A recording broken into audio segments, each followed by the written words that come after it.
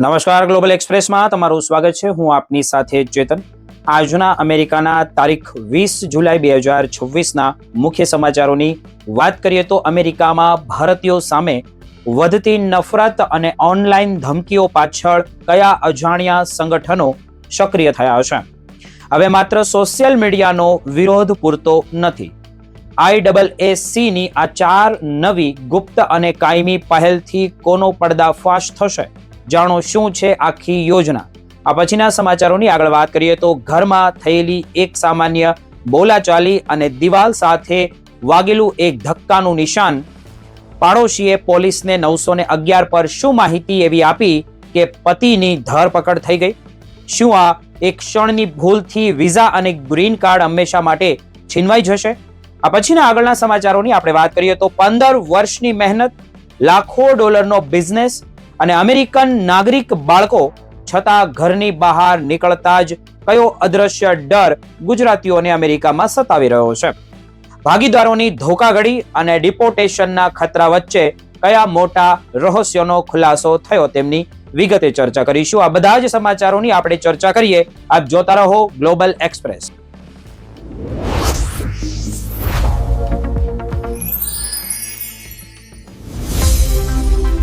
અમેરિકામાં વસતા ભારતીય અમેરિકન સમુદાય માટે એક મહત્વપૂર્ણ પહેલ સામે આવી છે.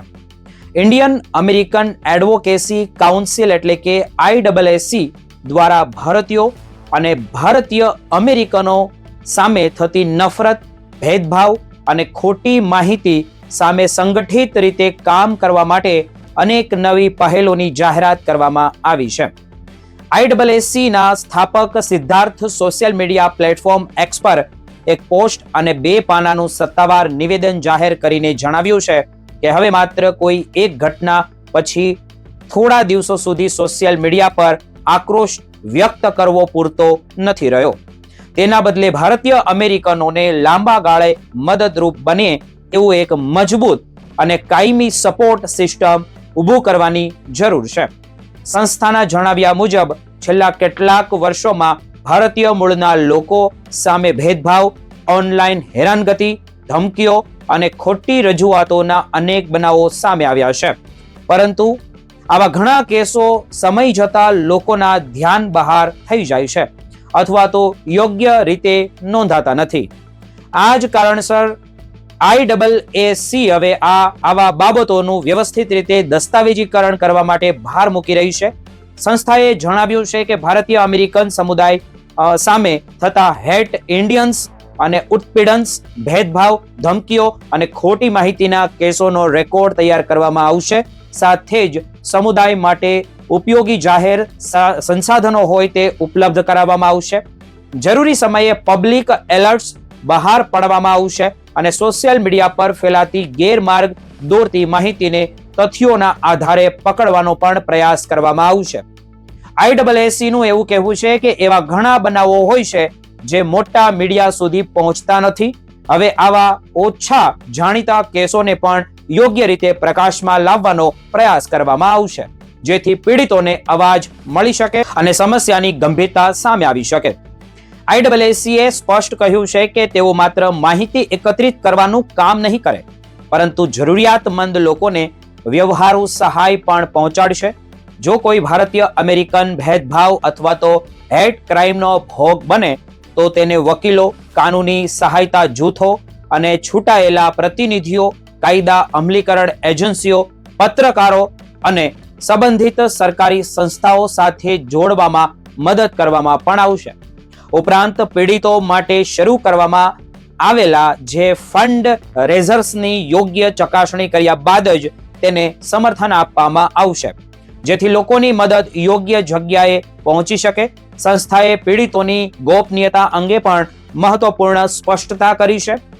IAAC ના જણાવ્યા અનુસાર ઘણી કામગીરી જાહેરમાં દર્શાવી શકાતી નથી કારણ કે તેમાં પીડિતોની વ્યક્તિગત માહિતી, કાનૂની દસ્તાવેજો અને સંવેદનશીલ વાતચીત સામેલ હોય છે. માત્ર પોતાની કામગીરી બતાવવા માટે કોઈ વ્યક્તિની ઓળખ અથવા તો ખાનગી માહિતી જાહેર કરવામાં આવશે નહીં. સંસ્થાનું એવું કહેવું છે કે પીડિતોની પ્રાઇવસી અને સન્માન જાળવી રાખવું તેમની પ્રથમ જવાબદારી જ રહેશે. આ સાથે IAACએ પોતાની 4 મુખ્ય જાહેર પહેલોની પણ જાહેરાત કરી છે. પ્રથમ છે સ્ટોપ ઇન્ડિયન હેટ ટ્રેકર, જેના દ્વારા ભારતીયો અને ભારતીય અમેરિકનો સામે થતા હેટ ઇન્ડિયન્સ ભેદભાવ અને જેનોફોબિયા કેસનું દસ્તાવેજીકરણ કરવામાં આવશે. બીજી પહેલ ઇન્ડિયન હેટ નેટવર્ક. આની હેઠળ એવા ઓનલાઈન એકાઉન્ટ્સ, સંગઠનો અને નેટવર્કિંગ છે તેમાં અભ્યાસ કરવામાં આવશે જે ભારતીયો પ્રત્યે સતત નફરત ફેલાવતા હોવાનું આરોપ હેઠળ ચર્ચામાં રહેશે. ત્રીજી પહેલ એ છે કે નો યોર રાઇટ્સ રિસોર્સિસ. મિત્રો, આના દ્વારા કાર્યસ્થળ પર ભેદભાવ, કાનૂની અધિકારો, પોલીસ અથવા તો અન્ય કાયદા અમલીકરણ એજન્સીઓ સાથે વ્યવહાર અને જરૂરી માર્ગદર્શન અંગે માહિતી ઉપલબ્ધ કરાવવામાં આવશે. જ્યારે ચોથી પહેલ તરીકે જોઈએ તો IAAC પોતાનું જે સબસ્ટેક પ્લેટફોર્મ શરૂ કરશે, જ્યાં સમુદાય સંબંધિત ઘટનાઓનું દસ્તાવેજીકરણ અને નીતિગત વિશ્લેષણ અને માર્ગદર્શિકા પ્રકાશિત કરવામાં પણ આવશે. IAACએ સ્વીકાર્યું છે કે તેઓ હજુ નવી સંસ્થા છે અને આગળ ઘણું કામ બાકી છે. આગામી સમયમાં સંશોધન પ્રણાલીએ વધુ મજબૂત બનવાની અને વ્યવસાયિક ભાગીદારોનો વિસ્તાર કરવો, જાહેર સંસાધનોમાં સુધારાઓ કરવા અને જરૂરિયાતમંદ લોકો માટે વધુ વિશ્વસનીય તથા ટકાઉ સપોર્ટ નેટવર્ક ઊભું કરવું તેમનું મુખ્ય લક્ષ્ય રહેશે. જો કે સંસ્થાએ એ પણ સ્પષ્ટ કર્યું છે કે કોઈ પણ હેટ ઇન્ડિયન્સ અથવા તો ભેદભાવના કેસમાં જે અંતિમ હકીકતો સંબંધિત કાયદા અમલીકરણ એજન્સીઓની તપાસ અને અદાલતી પ્રક્રિયા દ્વારા જ નક્કી થાય છે. તેમ છતાં ભારતીય અમેરિકન સમુદાય માટે જાગૃતિ, દસ્તાવેજીકરણ અને સહાયનું વધુ મજબૂત માળખું ઊભું કરવાની દિશામાં IAACની આ નવી પહેલને મહત્વપૂર્ણ પગલું તરીકે જોવામાં આવી રહ્યું છે દરેક NRI માટે.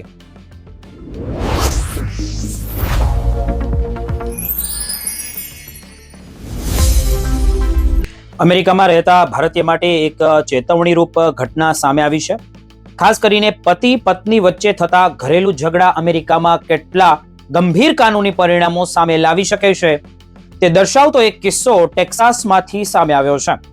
ભારતમાં ઘણી વખત પતિ પત્ની વચ્ચે બોલાચાલી કે ઝઘડો થાય તો તેને પરિવારનો આંતરિક મામલો માનીને પાડોશી તેના હસ્તક્ષેપ કરતો નથી. મિત્રો, પરંતુ અમેરિકામાં આવી જ પરિસ્થિતિ ક્યારેક પોલીસ કાર્યવાહી, કોર્ટ કેસ અને ઇમિગ્રેશન સંબંધિત મુશ્કેલીઓ સુધી પણ પહોંચી શકે છે. તે ઉદાહરણ છે આપણી પાસે. મળતી માહિતી અનુસાર જોઈએ તો ટેક્સાસમાં રહેતા એક ભારતીય દંપતી વચ્ચે કોઈ બાબતે ઉગ્ર બોલાચાલી થઈ ગઈ. ઝઘડો અવાજ ઘરની બહાર સુધી સંભળાતો હોવાથી પાડોશમાં રહેતી એક મહિલાએ પરિસ્થિતિ ગંભીર હોવાનું માનીને સીધો 911 પર ફોન કરીને પોલીસને જાણ કરી દીધી. મહિલાએ પોલીસને જણાવ્યું કે પતિએ પોતાની પત્ની પર હાથ ઉપાડ્યો છે, તેને ઈજા પહોંચી છે. સાથે જ તેણે એવો પણ દાવો કર્યો કે આ વ્યક્તિ રોજ પોતાની પત્ની સાથે ઝઘડો કરે છે.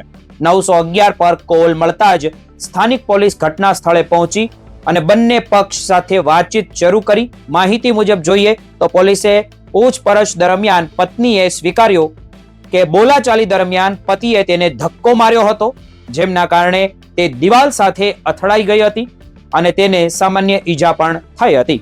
જોકે પત્નીએ પોતાની તરફથી કોઈ સત્તાવાર પોલીસ ફરિયાદ નોંધાવી નહોતી. તેમ છતાં પાડોશી દ્વારા કરવામાં આવેલી થર્ડ પાર્ટી ફરિયાદ અને ઘટના સ્થળે પોલીસને જે મળેલી માહિતીના આધારે પોલીસે પતિને પૂછપરછ માટે પોતાની સાથે લઈ ગઈ. બાદમાં પોતાના પતિને છોડાવવા માટે પત્નીએ જ દોડધામ કરવી પડી હતી. આ સમગ્ર ઘટનાથી ગભરાયેલી મહિલાએ બાદમાં એક NRI સ્પેશિયલ મીડિયા ગ્રુપમાં પોસ્ટ કરીને લોકોને પૂછ્યું કે હવે આગળ શું કરવું જોઈએ. આ પોસ્ટ બાદ સમગ્ર મામલો સોશિયલ મીડિયા પર ચર્ચાનો વિષય બન્યો ગયો છે. આ ઘટના પછી લોકોના અલગ અલગ પ્રતિભાવો પણ સામે આવ્યા. કેટલાક લોકોએ કહ્યું કે પાડોશી મહિલાએ જવાબદાર નાગરિક તરીકે પોતાનું જે પગલું ભરવું હોય તેણે યોગ્ય પગલું ભર્યું છે. કારણ કે જો કોઈ મહિલા પર ઘરેલું હિંસા થતી હોવાની શંકા હોય તો તરત જ પોલીસને જાણ કરવી ખૂબ જરૂરી બની જાય છે. તેમને દેખાતું નથી કે અંદર શું થઈ રહ્યું છે, એટલે તેમનું કોઈ વાંક ન ગણી શકાય. જ્યારે અન્ય કેટલાક લોકોએ દલીલ કરી કે દરેક ઘરેલું ઝઘડાને ઘરેલું હિંસા તરીકે જોવું યોગ્ય નથી અને દરેક કેસની હકીકતો અલગ હોઈ શકે.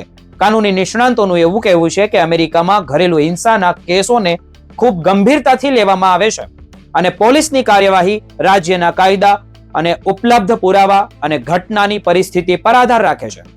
તેથી દરેક કેસમાં એક સરખી કાર્યવાહી થાય એવું કંઈ જરૂરી નથી. આ સમગ્ર મામલા બાદ એક ભારતીય મૂળના ઇમિગ્રેશન એટર્નીએ લિંક્ડઇન પર પોસ્ટ કરીને મહત્વપૂર્ણ ચેતવણી આપી હતી. તેમના જણાવ્યા મુજબ કેટલીક પરિસ્થિતિમાં પોલીસ કાર્યવાહી અથવા તો ઘરેલુ હિંસા સંબંધિત કેસ ભવિષ્યની ઇમિગ્રેશન પ્રક્રિયા પર અસર કરી શકે છે. ગ્રીન કાર્ડ, વિઝા રિન્યુઅલ અથવા તો અમેરિકન નાગરિકતા માટે અરજી કરતી વખતે અરજદારે ભૂતકાળમાં થયેલી કેટલીક પોલીસ કાર્યવાહી અથવા તો ફોજદારી કેસની વિગતો આપવી પડી શકે છે. જો કે માત્ર પોલીસ ફરિયાદ અથવા તો પૂછપરછના આધારે દરેક વ્યક્તિનો વિઝા આપમેળે રદ થઈ જાય અથવા ગ્રીન કાર્ડ નકારી દેવામાં આવે એવું નથી. આવા નિર્ણયો કેસની જો હકીકત, કાનૂની પ્રક્રિયા અને અમેરિકન ઇમિગ્રેશન કાયદા મુજબ લેવામાં આવે છે. તેથી કોઈ પણ વ્યક્તિ આવી પરિસ્થિતિમાં ફસાય તો અનુભવી ક્રિમિનલ ડિફેન્સ અને ઇમિગ્રેશન એટર્નીની જ સલાહ લેવી ખૂબ જ મહત્વપૂર્ણ માનવામાં આવે છે. નિષ્ણાંતોનું કહેવું એવું છે કે ખાસ કરીને અનડોક્યુમેન્ટેડ ઇમિગ્રેટ્સ માટે આવી પરિસ્થિતિ વધુ ગંભીર બની શકે છે, કારણ કે તેમની ઇમિગ્રેશન સ્થિતિ પહેલેથી જ સંવેદનશીલ હોઈ શકે. જો કે દરેક કેસની કાર્યવાહી અલગ હોય છે અને કોઈ પણ વ્યક્તિ સામે શું પગલાં લેવાશે તેના કેસની હકીકતો અને કાયદાકીય પ્રક્રિયા પર આધાર રાખે છે. આ સમગ્ર ઘટનાનો સૌથી મોટો સંદેશ એ છે કે અમેરિકામાં ઘરેલુ ઝઘડાને માત્ર વ્યક્તિગત મામલો માનવામાં આવતો નથી. જો પાડોશી અથવા તો અન્ય કોઈ વ્યક્તિને હિંસા થતી હોવાની શંકા થાય તો પોલીસને જાણ કરી શકે છે અને ત્યારબાદ કાનૂની પ્રક્રિયા શરૂ થઈ શકે છે. તેથી અમેરિકામાં રહેતા ભારતીયોએ ગુસ્સામાં આવીને ધક્કા મૂકી કે શારીરિક ઝપાઝપી જેવી પરિસ્થિતિથી જોઈએ તો તેનાથી દૂર રહેવું જોઈએ. મતભેદોને શાંતિપૂર્ણ જોઈએ તો વાતચીત, કાઉન્સેલિંગ અથવા તો કાનૂની માર્ગદર્શન દ્વારા જ ઉકેલ લાવવાનો પ્રયાસ કરવો જોઈએ. તે જ સમજદારી ભર્યા રસ્તાઓ ગણાય છે, કારણ કે એક ક્ષણની ભૂલ ભવિષ્યમાં કાનૂની તેમજ ઇમિગ્રેશન સંબંધિત ગંભીર મુશ્કેલીઓનું સૌથી મોટું કારણ બની શકે છે.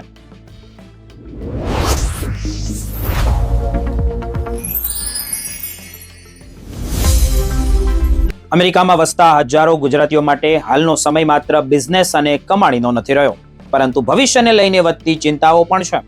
ખાસ કરીને એવા લોકો માટે જેમણે વર્ષો સુધી અમેરિકાની અંદર મહેનત કરીને લાખો કે કરોડો ડોલરનો બિઝનેસ ઊભો કર્યો છે, પરંતુ આજે પણ તેમની પાસે અમેરિકામાં કાયમી કાયદેસર ઇમિગ્રેશન સ્ટેટસ નથી. ઘણા લોકો પાસે વર્ક પરમિટ અથવા તો અન્ય પ્રકારની કામ કરવાની મંજૂરી હોઈ શકે, પરંતુ તે હંમેશા કાયમી રહેવાનો અધિકાર આપતી નથી. બદલાતા ઇમિગ્રેશન માહોલને કારણે હવે ઘણા લોકો નવા રોકાણ કરતા પહેલા અનેક વખત એટલે કે 100 વખત વિચારવા મજબૂર બની ગયા છે. ઇમિગ્રેશન કાયદાના નિષ્ણાંતોનું પણ માનવું એવું છે કે જેમની ઇમિગ્રેશન સ્થિતિ હજુ અનિશ્ચિત છે તેમણે પોતાની કાનૂની સ્થિતિને લઈને સાવચેત રહેવું જોઈએ અને કોઈ પણ પ્રકારના અતિ આત્મવિશ્વાસથી દૂર રહેવું જોઈએ. આ બદલાતી પરિસ્થિતિને જોઈએ તો તેમના માટે સમજાવતા કેટલાક વાસ્તવિક કિસ્સાઓ પણ સામે આવ્યા છે. ફ્લોરિડામાં જોઈએ તો મિત્રો, એક ગુજરાતી ગેસ સ્ટેશન માલિક લગભગ 15 વર્ષ પહેલા અમેરિકા પહોંચ્યા હતા અને મોટો બિઝનેસ તેમણે ઊભો કર્યો. આજે તેઓ સફળતાપૂર્વક પોતાના બિઝનેસને ચલાવે છે અને તેમના 2 બાળકો અમેરિકામાં જન્મેલા હોવાથી અમેરિકન નાગરિક પણ તેમના બાળકો છે. તેમ છતાં તેઓ સ્વીકારે છે કે તેમની ઇમિગ્રેશન સ્થિતિ હજુ કાયમ નથી. તેમના બાળકો ભવિષ્યમાં 21 વર્ષના થયા પછી તેમને સ્પોન્સર કરી શકે છે, પરંતુ ત્યાં સુધી શું થશે તેમની કોઈ ખાતરી નથી. તેવું કહે છે કે જ્યારે પણ ઘરેથી બહાર નીકળે છે ત્યારે સુરક્ષિત રીતે પાછા આવી શકીશું કે નહીં તેમની ચિંતા તેમના મનમાં રહે જ છે.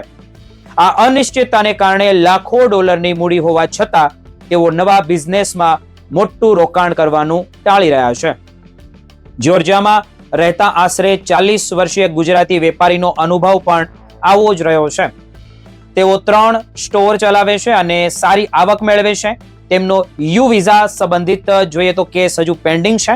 તેમના જણાવ્યા પ્રમાણે ગ્રીન કાર્ડ ન મળે ત્યાં સુધી મનમાં ડિપોર્ટેશનનો ડર જતો નથી. તેથી અમેરિકામાં વધુ રોકાણ કરવાને બદલે તેઓ પોતાની બચતનો મોટો હિસ્સો ભારતમાં મોકલી રહ્યા છે અને સોનું, જમીન, રિયલ એસ્ટેટ રોકાણ કરી રહ્યા છે. તેમનું એવું કહેવું છે કે કાયમી સ્ટેટસ મળ્યા વગર અમને કંઈ નહીં થાય એવું માની લેવું સૌથી મોટી ભૂલ સાબિત થઈ શકે છે. પેન્સિલ્વેનિયાના એક ગુજરાતી વેપારીનો અનુભવ પણ વધુ ચોંકાવનારો છે. તેઓ 3 અલગ અલગ બિઝનેસમાં ભાગીદાર હતા અને સારી કમાણી કરી રહ્યા હતા, પરંતુ ઇમિગ્રેશન સંબંધિત કાર્યવાહી બાદ તેઓ મુશ્કેલીમાં આવ્યા અને થોડા જ સમયમાં તેમના ભાગીદારે ધંધાના ખોટમાં હોવાનું કહીને તેમને પૈસા આપવાનું બંધ કરી દીધું. આજે તેમની પત્ની અને બાળકો અમેરિકામાં રહે છે, પરંતુ વર્ષોની મહેનતથી ઊભી કરેલી મોટા ભાગની જે સંપત્તિ હોય તે ગુમાવવાનો વારો આવ્યો છે. આ કિસ્સો એવો દર્શાવે છે કે કાયદેસર સ્ટેટસ ન હોય તો માત્ર વ્યક્તિગત જીવન જ નહીં, પરંતુ બિઝનેસ પરનો નિયંત્રણ પણ જોખમમાં આવી શકે છે. ન્યૂ જર્સીના એક અન્ય ભારતીયનો કિસ્સો પણ ચર્ચામાં છે. તેઓ વિઝિટર વિઝા પર અમેરિકા આવ્યા હતા અને બાદમાં સ્ટેટસ બદલાવાની પ્રક્રિયામાં રહ્યા હતા. તેમનો પરિવાર અમેરિકામાં કાયદેસર રીતે રહે છે અને બિઝનેસ પણ પરિવારના નામે છે, પરંતુ તેઓ પોતાની ઇમિગ્રેશન સ્થિતિને લઈને અત્યારે વધુ સતત જોઈએ તો સાવચેત રહેવા લાગ્યા છે. તેમના જણાવ્યા મુજબ જોઈએ તો તે પ્રમાણે જો ઇમિગ્રેશન નિયમોનું ઉલ્લંઘન થયું હોવાનું બહાર આવશે તો ભવિષ્યમાં ગંભીર મુશ્કેલીઓ તેમની માટે ઊભી થઈ શકે છે. તેથી તેઓ દરેક નિર્ણય ખૂબ જ વિચારપૂર્વક લેવાનો પ્રયાસ કરી રહ્યા છે. નિષ્ણાંતોનું એવું કહેવું છે કે ગેરકાયદેસર પ્રવૃત્તિઓ અથવા તો ટેક્સ સંબંધિત અનિયમિતતાઓ જોખમને જોઈએ તો વધુ ગંભીર બનાવી શકે છે. જો કોઈ વ્યક્તિ ટેક્સ ચોરી, નાણાકીય ગેરરીતિ અથવા તો અન્ય ફોજદારી ગુનાઓમાં સંડોવાય તો તેની સામે ફોજદારી તેમજ ઇમિગ્રેશન સંબંધિત કાર્યવાહી થઈ શકે છે. જો કે દરેક કેસની હકીકતો અલગ હોય છે અને અંતિમ નિર્ણય સંબંધિત તપાસ અને કાનૂની પ્રક્રિયા પર આધાર રાખે છે. તેથી કોઈ પણ વ્યક્તિએ ગેરકાયદેસર પ્રવૃત્તિઓથી સંપૂર્ણપણે દૂર રહેવું જોઈએ.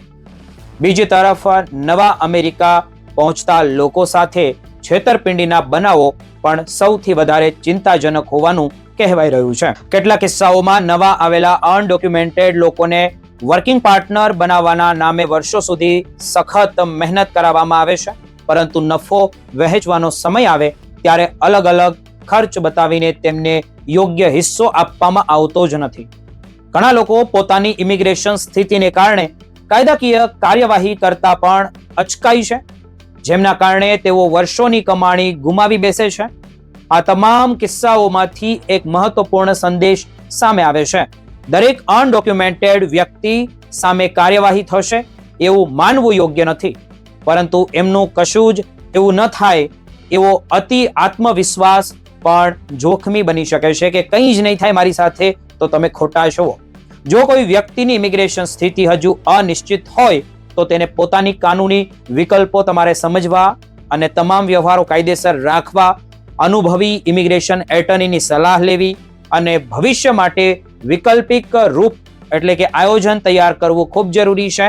કારણ કે સફળ બિઝનેસ, મોટી આવક અને વર્ષોની મહેનત હોવા છતાં કાયદેસર કાયમી સ્ટેટસનો પ્રશ્ન ઉકેલાયો ન હોય તો ભવિષ્યની અનિશ્ચિતતા યથાવત રહી શકે છે.